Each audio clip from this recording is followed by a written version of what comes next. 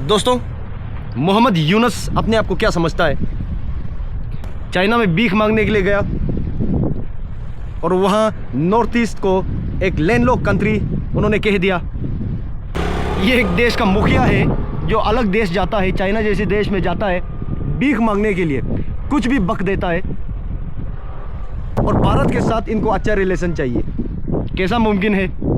यहाँ मैं एक चीज़ आप लोगों को कहना चाहता हूँ कि मुझे पता नहीं कि भारतीयों को, हम इंडियंस को क्यों लगता है कि बांग्लादेश हमारा मित्र है। नहीं है मित्र। नॉर्थ ईस्ट में ज़्यादातर प्रॉब्लम्स जो आता है वो बांग्लादेश से ही आता है। आज़ादी हमने दिलवाई, आज काम ऐसे ऐसे कर रहे हैं। मित्र कैसा हुआ बांग्लादेश? मैं आप सबको बोलना चाहता हूं कि भारत अगर बांग्लादेश को कंट्रोल नहीं करता तो आने वाले समय में मुसीबतों का सामना करना पड़ सकता है। आप सोच लीजिए कि अगर नॉर्थ ईस्ट भारत का पार्ट नहीं होता, भारत का अंग नहीं होता, तो अब तक बांग्लादेश की मिलिट्री यहाँ पे इन्वेजन कर चुके होते। और मैं यहाँ कहना चाहता हूँ, मुझे कहना नहीं चाहिए, बस एक हाइपोथेटिकल सिनारियो है। अगर नॉर्थ ईस्ट एक अलग मुल्क होता तो बांग्लादेश के साथ अब तक कई सारे जंग हम लड़ चुके होते, क्योंकि इस देश ने हमें बस प्रॉब्लम ही दी है। प्रॉब्लम पता है कि चाइना 60,000 मेगावाट वाला डैम बना रहे हैं ब्रह्मपुत्र के ऊपर, सांगपो नदी में। वो डैम अगर बन गया, चाइना नदी का पानी का रुख जो है उसे मोड़ सकता है। जितने भी फर्टाइल एरिया है ब्रह्मपुत्र के बेसिन में, उस पे खतरा है। बांग्लादेश में भी खतरा है। ब्रह्मपुत्र जो है वो बांग्लादेश में भी जाता है। क्या यूनुस मोहम्मद को इसके बारे पता नहीं है? देश के लिए भीख मांगते मांगते उनको ऐसा क्यों लगा कि नॉर्थ ईस्ट भी बांग्लादेश का ही हिस्सा है? We are the guardians of Bay of Bengal, उनका ऐसा कहना है। अभी जाके गूगल में चेक कीजिए कि उनके पास कितने नाव है। How many warships do they have to actually call themselves the guardian of Bay of Bengal. यहाँ हम सब इंडियंस को, नॉर्थ ईस्ट वालों को यहाँ ये चीज़ समझना होगा कि चाइना को अरुणाचल प्रदेश और नॉर्थ ईस्ट क्यों चाहिए। अगर दुनिया का हर देश कोई कारोबार संभालता तो चाइना व्यापारी होते, उनको रूट चाहिए सामान बेचने के लिए। और नॉर्थ ईस्ट से बे ऑफ बंगाल बांग्लादेश होते हुए बहुत ही करीब है। अब इस मैप में जो आप देख रहे हो, ये चाइना का मैरीटाइम रूट है। उसे अफ्रीका, यूरोप समुद्र के जरिए जाने के लिए पूरा दुनिया का चक्कर लगाना पड़ता है।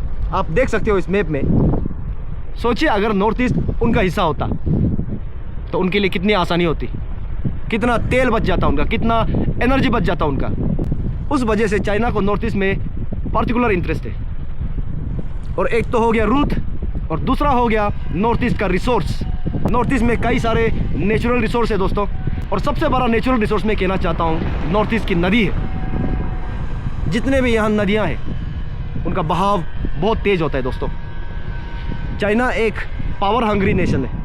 इतने सारे फैक्ट्री लग गए चाइना में, उनको एनर्जी सोर्स चाहिए।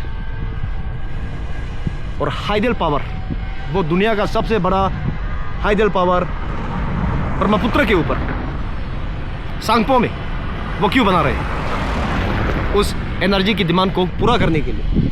और नॉर्थ ईस्ट में भी चाइना को एनर्जी दिखता है। यहाँ के कुछ लोगों को लगता है कि अगर चाइना में हम जाते हैं तो वहाँ हमारी बहुत भलाई होगी। बेवकूफ़ लोग, दोबारा कहना चाहता हूँ, बेवकूफ़ लोग हैं। उनको कुछ नहीं पता कि चाइना किस तरह का देश है। उनके फिल्में आप देखते होंगे, उसमें आप बताइए कि चाइना की माइनॉरिटीज़ का कल्चर चाइना ने कितनी बार दिखाया है, कितनी बार दिखाया है। चाइना एक ही कल्चर को बार बार प्रेजेंट करता है। हर चीज़ स्टेट स्पॉन्सर्ड है वहाँ। कुछ गलत चीज़ें चाइना से बाहर निकलता ही नहीं। बिजनेस का फ्रीडम नहीं है। कोई भी बिजनेस बड़ा बन जाता है, कंट्रोल कर लेता है। एक्टर्स को कंट्रोल किया जाता है, फिल्म इंडस्ट्री को कंट्रोल किया जाता है।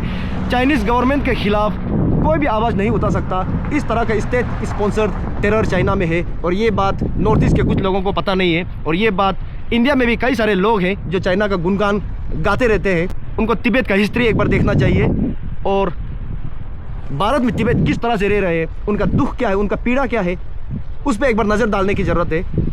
चाइना को पूजा करने के जगह टेक्नोलॉजी से कोई महान देश नहीं होता। मैं आपको बता रहा हूँ, रेड इंडियंस, कितने रेड इंडियंस मरे कॉलोनियल इन्वेडर्स के हाथों, स्पेन के हाथों, पोर्चुगल के हाथों।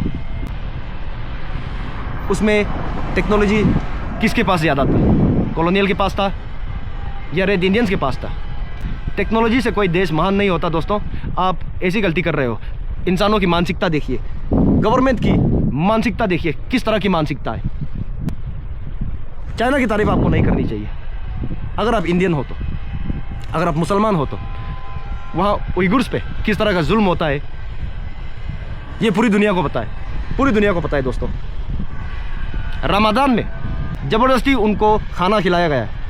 इस्लाम को चाइना में एक बीमारी के नज़रिए से देख रहे हैं, उनका इलाज हो रहा है। चाइना की तारीफ आप ना ही करें तो अच्छा है। और ये चाइना लोकल कंगफू के बारे इतने मूवीज़ में प्रमोशन करता है। कंगफू जो है चाइना का सॉफ्ट पावर बन चुका है। लेकिन मैं आपको बताना चाहता हूँ, इनको सिखाया किसने था? भारत ने, भारत ने सिखाया। बुद्धिज़्म के बारे बड़ी बड़ी फिल्म बनाते हैं ये लोग, एक्शन फिगर्स बनाते हैं, अलग अलग कॉन्सेप्ट है इनका। सब चोरी किया हुआ।